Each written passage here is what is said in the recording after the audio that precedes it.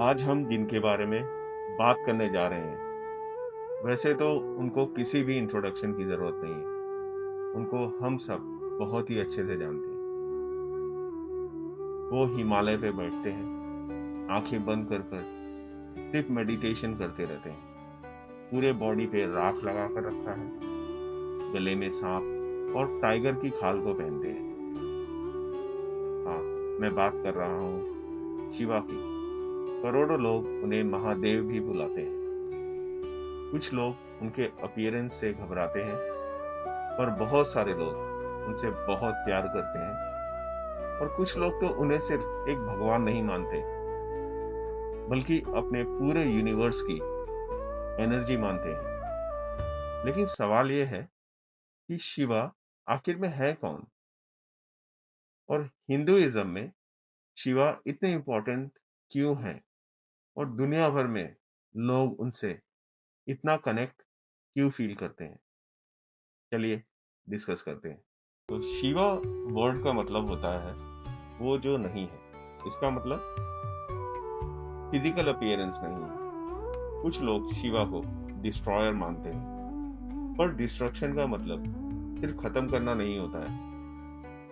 और हिंदू माइथोलॉजी में हम त्रिमूर्ति की बात भी करते हैं, जिसमें ब्रह्मा जी, जिनका रोल है क्रिएटर का, भगवान विष्णु, उनका रोल है प्रिजर्वर का, और भगवान शिव, जिनको डिस्ट्रॉयर कहते हैं। भगवान शिव पुरानी चीजों को, जिनका टाइम खत्म हो चुका है, उनको डिस्ट्रॉय करते हैं ताकि एक नई शुरुआत हो सके।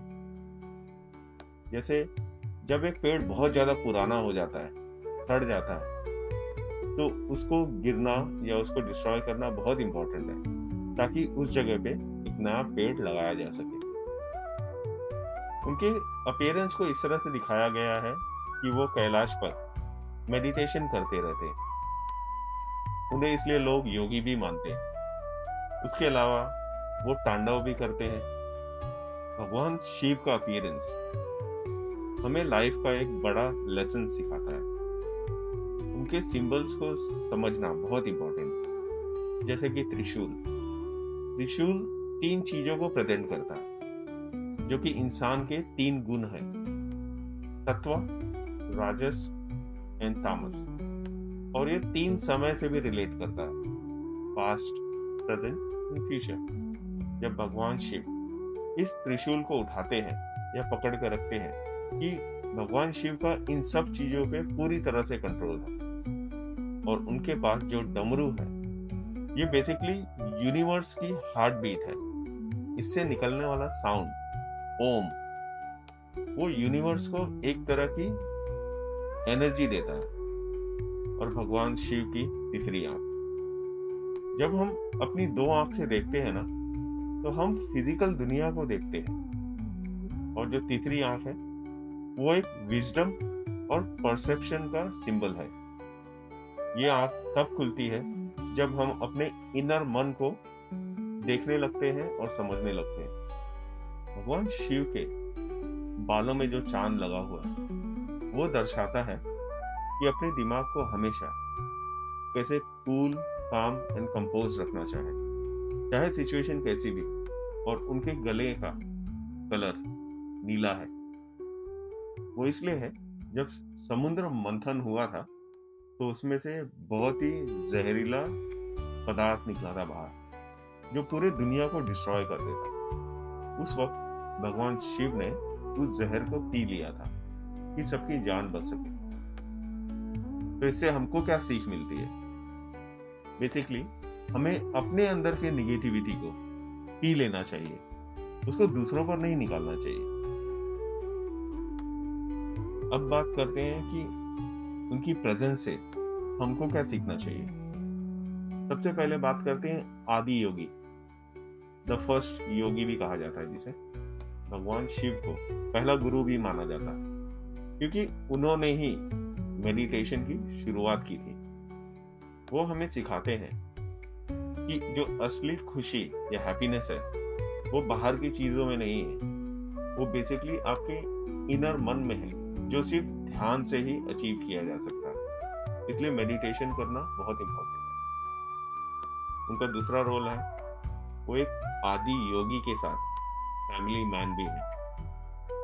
वो अपनी मेडिटेशन कंटिन्यू रखते हैं, उनके साथ ही उनकी वाइफ माता पार्वती का भी ध्यान रखते हैं। उनके 2 बच्चे हैं, उनका नाम है गणेश एंड कार्तिकेय। इस चीज से हमको ये सीखनी चाहिए कि स्पिरिचुअल होना और फैमिली की जिम्मेदारी निभाना दोनों साथ साथ चल सकती है। उसके बाद आता है उनका डांस, जिसको नटराज फॉर्म भी कहते हैं।